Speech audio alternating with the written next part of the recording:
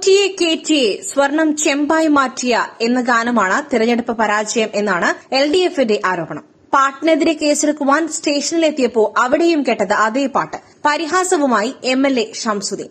അന്യസംസ്ഥാനങ്ങളിൽ നിന്നും ശബരിമലയിലേക്ക് എത്തുന്ന അയ്യപ്പ വിശ്വാസികളും ഈ പാട്ട് ഏറ്റെടുത്തത് അവർക്ക് പക്ഷേ ഇതിന്റെ അർത്ഥം അറിയില്ലായിരിക്കാമെന്നും ഷംസുദ്ദീൻ. അയ്യപ്പന്റെ മുതല് പോലും ആടയാഭരണങ്ങൾ പോലും ബോധപൂർവം കവർച്ച ചെയ്ത ഒരു സർക്കാരാണ് കേരളത്തിലുള്ളത്.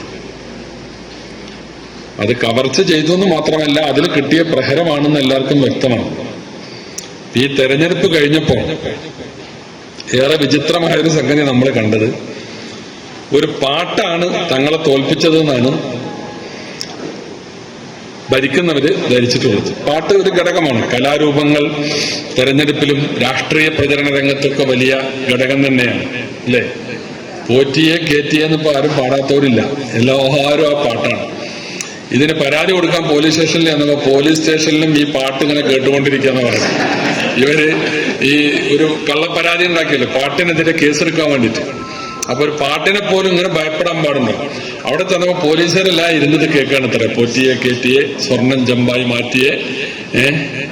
അങ്ങനെ ആ പാട്ട് കേട്ടുകൊണ്ടിരിക്കുകയാണ്. പിന്നെ ഇപ്പൊ ഇതിൽ വേറെ രസകരമായ സംഗതി എന്താ വെച്ചാല്, ഇപ്പൊ ശബരിമലയ്ക്ക് പോകുന്ന എല്ലാവരും, പ്രത്യേകിച്ച് ഈ കർണാടക എന്നൊക്കെ വരുന്ന ബസ്, ഇതാണ് ഈ പാട്ടിട്ടിട്ടാണ് പിന്നെ സന്നിധാനത്തേക്ക് വന്നുകൊണ്ടിരിക്കുന്നത്. അവരിതിന്റെ അർത്ഥപ്പോൽക്ക് മനസ്സിലാവുന്നു. സംഗതി എന്തായിരുന്നാലും ഈ പാട്ട് ഇട്ടുകൊണ്ടാണ് സന്നിധാനത്തേക്ക് വരുന്നത്. എന്താണ് അതില് കേസെടുക്കാൻ വലിയ ആരംഭശൂരത്വം കാണിച്ച് വന്നല്ലോ, വന്ന അതേ സ്പീഡിൽ തന്നെ സർക്കാർ പുറകോട്ട് പോയി. കേസെടുക്കേണ്ടതില്ല, FIR ഇട്ടു. പിന്നെ പറഞ്ഞു കേസെടുക്കേണ്ടതില്ല, അത് മുന്നോട്ട് പോകണ്ട. മുന്നോട്ട് പോയാലേ നാണം കെടും.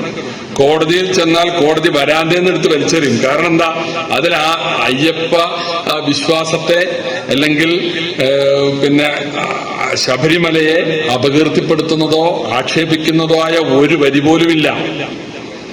അത് വളരെ കൃത്യമായി അവിടെ നടന്ന കൊള്ളയെ അപലപിക്കുന്ന, അതിനെ സമൂഹത്തിന്റെ മനസ്സിലേക്ക് തുളച്ചു കയറുന്ന വിധമാണ് ആ പാട്ട് ഉണ്ടായിട്ടുള്ളത്. ശബരിമല കീർത്തനങ്ങളുടെ ഈണത്തിൽ നാട്ടിൽ വേറെ ഒരുപാട് പാട്ടുകളുണ്ട്. അത് ആദ്യം ഉണ്ടാക്കിയ ആളുകൾ ഇന്ന് ഇതിനെ എതിർക്കുന്നവരാണ്. ആ കീർത്തനത്തിന്റെ ഈണത്തിൽ യാതൊരു പാട്ടും പാടാൻ പാടില്ല, പാരടി പാടാൻ പാടില്ല. ഞങ്ങൾക്കെതിരായപ്പോ അത് പാടണ്ടെന്നാ, അല്ലെ? ആദ്യം ആ പാട്ടുണ്ടാക്കിയിട്ട് പ്രചരിപ്പിച്ചവർ തെരഞ്ഞെടുപ്പ് കാലത്ത് നമ്മുടെ നാട്ടിലെ ഇടതുപക്ഷങ്ങളാണ്. പിന്നെ അതിലിപ്പോ ഇങ്ങനെ ഒരു സംഗതി വരുമ്പോഴാണല്ലോ ഗവേഷണങ്ങൾ ഇങ്ങനെ വരിക. ഇപ്പൊ വന്നുകൊണ്ടേയിരിക്കുകയാണ്. മുസ്ലിം ഭക്തിഗാനങ്ങൾ വരെ ആ ഈരടിയിലുണ്ട് എന്നുള്ളതാണ് സത്യത്തിൽ. പഴയ കാലത്ത് അങ്ങനെ ഉണ്ട്. അപ്പൊ അതുകൊണ്ട് ആ പാട്ട് ഈ തെരഞ്ഞെടുപ്പിൽ വൈറലായ പാട്ടാണ്. എന്തായാലും LDFനെ ഭയപ്പെടുത്തിയ പാട്ട് വൈറലായെന്നും MLA. സാധാരണക്കാർക്ക് പലിശരഹിത വായ്പാ പദ്ധതികളുമായി ആക്സിസ് ക്രെഡിറ്റ് കോഓപ്പറേറ്റീവ് സൊസൈറ്റി.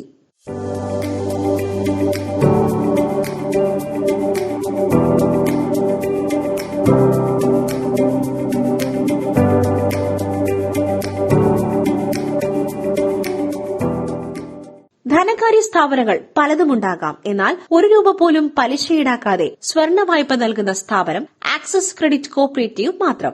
മാത്രമല്ല, group loan, saving account, fixed deposit, digital EMI, RD, business loan തുടങ്ങി വിവിധ സ്കീമുകളും ആക്സിസ് ക്രെഡിറ്റ് കോഓപ്പറേറ്റീവിലൂടെ ലഭിക്കുന്നു. ഇത്തിരി പൊന്നിന് ഒത്തിരി മൂല്യം എന്ന ആപ്തവാക്യവുമായാണ് സ്ഥാപനം പ്രവർത്തിക്കുന്നത്. നിങ്ങളുടെ നിക്ഷേപങ്ങൾ സുരക്ഷിത കരങ്ങളിലാണെന്ന് ഞങ്ങൾ ഉറപ്പു നൽകുന്നു. കൂടുതൽ വിവരങ്ങൾക്കായി 9444785954, 9444785945 എന്നീ നമ്പറുകളിൽ ബന്ധപ്പെടാവുന്നതാണ്.